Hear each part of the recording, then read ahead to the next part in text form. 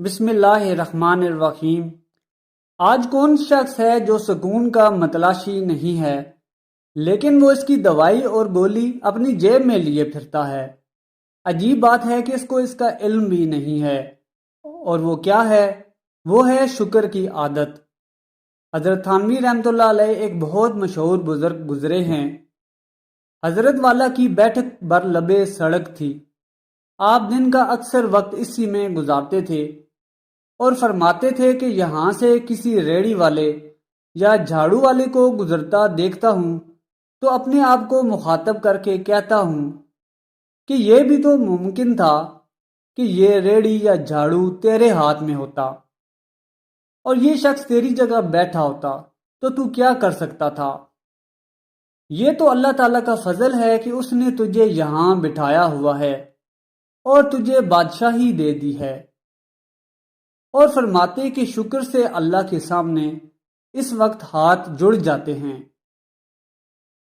ایک دفعہ ایک شخص حضرت صاحب کی خدمت میں حاضر ہوا جس کے دماغ میں کچھ خلل تھا، اور اس نے کچھ ایسی حرکتیں کرنا شروع کر دیں جس کی وجہ سے حضرت کی طبیعت پر گرانی ہوئی۔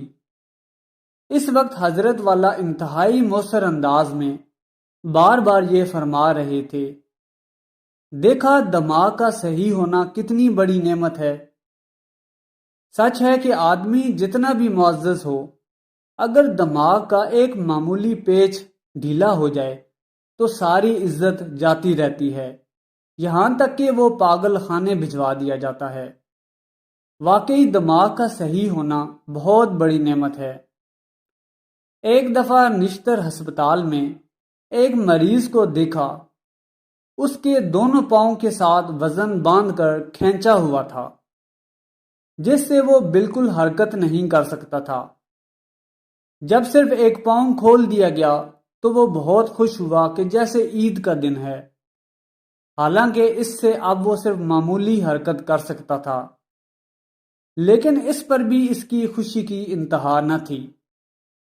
اس لیے بزرگوں کا مشورہ ہے کہ کبھی کبھی اسپتال کا چکر لگا لیا جائے تو صحت کی نعمت کی قدر ہوگی، اور کبھی قبرستان کا چکر لگا لیا تو اسی زندگی کی نعمت کی قدر ہوگی، اور کبھی پاگل خانہ کا چکر لگا لیا جائے تو معلوم ہوگا کہ دماغ کا صحیح ہونا کتنی نعمت ہے کہ صرف دماغ کا ایک پیچ ڈھیلا ہو جائے تو کروڑوں کے مالک کو پاگل خانے پہنچا دیا جاتا ہے۔ خدا کی پناہ۔ ہمارے ہاں ایک بزرگ ہیں، ایک دفعہ ان کا بچہ گم ہو گیا۔ ایک صاحب نے پوچھا کہ جناب بچہ مل گیا ہے؟ فرمایا جی ہاں مل گیا ہے، اور فرمایا بھائی اب معلوم ہوا کہ بچوں کا گم نہ ہونا بھی کتنی بڑی نعمت ہے۔ ہمارے والد صاحب ہمیں نصیحت فرماتے تھے کہ تنہائی میں بیٹھ کر اللہ تعالیٰ کی نعمتوں کو یاد کر کے ہنسا کرو۔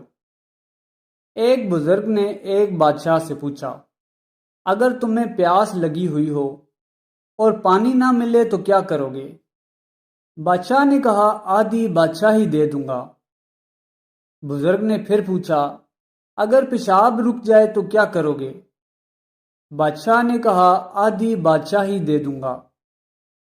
تو بزرگ نے فرمایا تمہاری بادشاہی کی یہی قیمت ہے۔ شیخ سعدی رحمۃ اللہ علیہ نے ایک واقعہ بیان کیا کہ ایک دفعہ میرے پاس جوتا نہ تھا اور نہ جوتا خریدنے کے لیے پیسے تھے۔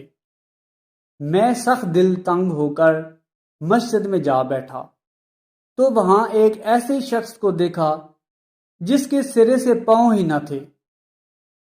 اس سے میرے دل میں شکر کا جذبہ پیدا ہوا کہ چلو اگر جوتا نہ صحیح پاؤں تو سلامت ہیں۔ محترم ناظرین، جب ہم اللہ کی دی ہوئی نعمتوں کا شمار کرنا شروع کریں گے تو خود بخود ہی ہمارے دل میں سکون پیدا ہوتا چلا جائے گا۔ حضرت رابعہ بصری رحمۃ اللہ علیہ کے متعلق ایک حکایت بیان کی جاتی ہے کہ ایک دن ایک شخص کے سر میں درد تھا۔ وہ سر پر پٹی باندھ کر ہائے وائی کرتا ہوا ان کے پاس پہنچا کہ دعا کیجئے، بڑا سخت درد ہو رہا ہے۔ حضرت رابعہ بصری رحمۃ اللہ علیہ نے فرمایا، اے شخص، اتنی دیر تمہیں خدا نے صحت دیے رکھی، کبھی شکر کی پٹی باندھی تھی؟ آج ذرا سا سر کو درد ہوا تو ناشکری کی پٹی باندھ کر آگے ہو۔